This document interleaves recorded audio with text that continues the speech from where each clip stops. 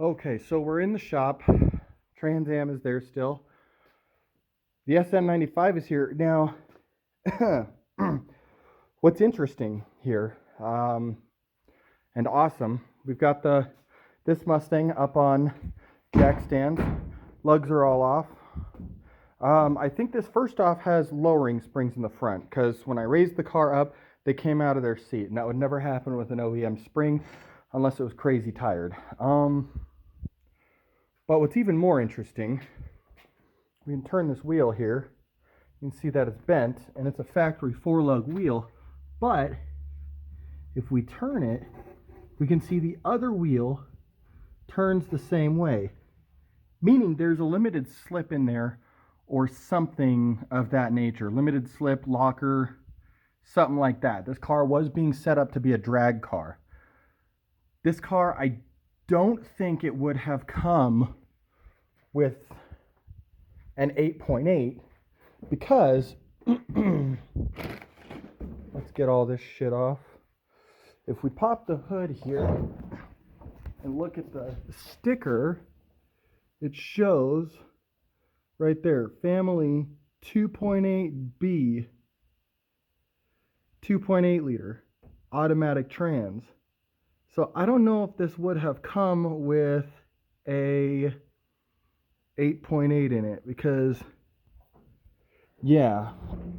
So what that means is there's at least been an axle swap from another foxbody, maybe a GT.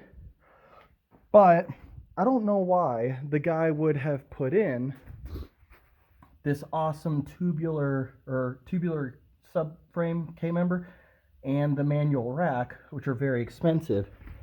I don't know why he would have done that and then half-assed it on the axle.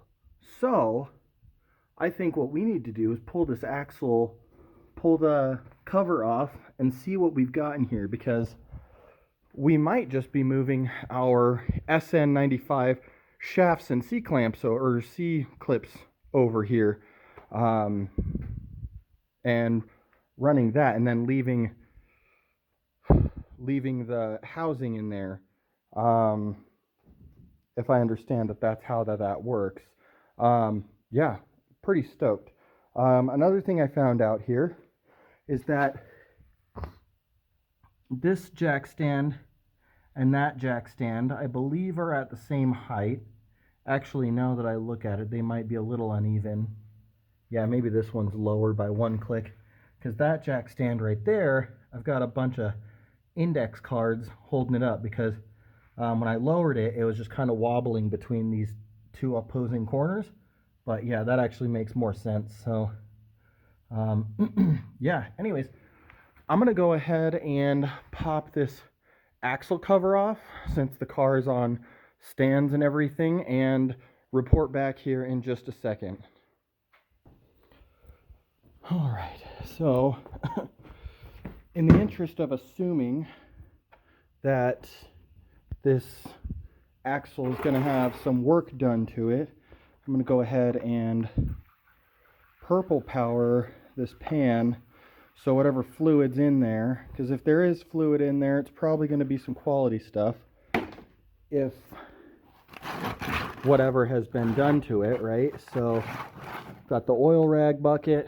We're going to clean this guy out, and next shot is going to be me zipping the diff cover bolts off. All clean. Okay guys, I got the top ones, so here we go. There we go. Oops. Please don't. So much for cleaning this thing out. It's alright. It doesn't look like this thing's been opened in a long time, so there we go.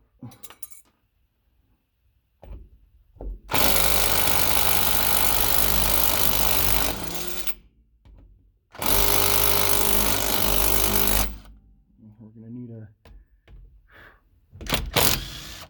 hand wrench on that guy. God damn it.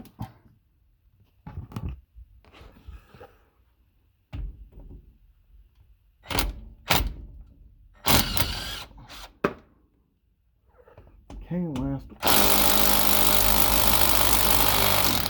There it goes. All right. Let's see if this thing, I don't think it's gonna, we're gonna need a mallet. All right. See if we can't. It's not gonna happen. Oh, there it goes.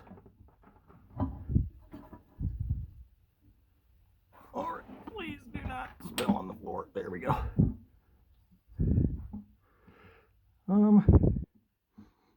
Usually these smell really bad, but this doesn't honestly smell that bad. I'm gonna see if I can't switch hands here. Oh, starting to smell it. There we go. Oh, all right. Well, we need to find out what's in here. That's for sure. I planned this poorly. There is nowhere for me to put this. And I really don't want to put it in the pan. Hey, those are jack stands. I'm looking for those. Let's try. Oh, there's a tarp right there. Let's see if we can hover this over the pan. Grab this tarp. It is a throwaway. Anyways, there we go. I'm not getting any of this on the floor. Now, let's see exactly what we have. All right. So, it honestly doesn't smell that bad. Let's see here. Okay, so there's these right here where my finger's at. Those are the friction plates. And they actually look like they've got some life on them.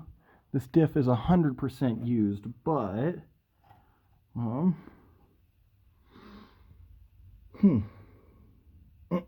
yeah, it'll be interesting to compare this to the, yeah, there's a lot of life left on those.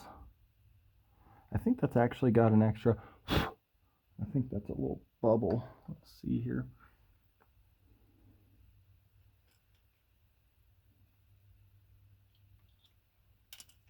Okay. All right. Well, that is 100% a limited slip, which is awesome. It's in pretty good shape, it looks like to me. So that is at least good news. Let's see if we can see it from the other side. Oh yeah, look at all that. Oh, holy shit, we got parking cables. Those have been dragging since I've towed it. Holy cow, okay. Yeah, we've got some pretty nice meat going in here. I bet this axle is driftable as is. That's pretty sweet. That's good. That makes this axle worth a little bit more cash money. That's good. Well, yeah, let's see what the SN95 axle looks like on the inside, and then we can kind of go from there. That's pretty good news. I'm honestly a little surprised by that. I wonder if this says what ratio it is. Oh, TBC. Let's see if we can't go the other direction.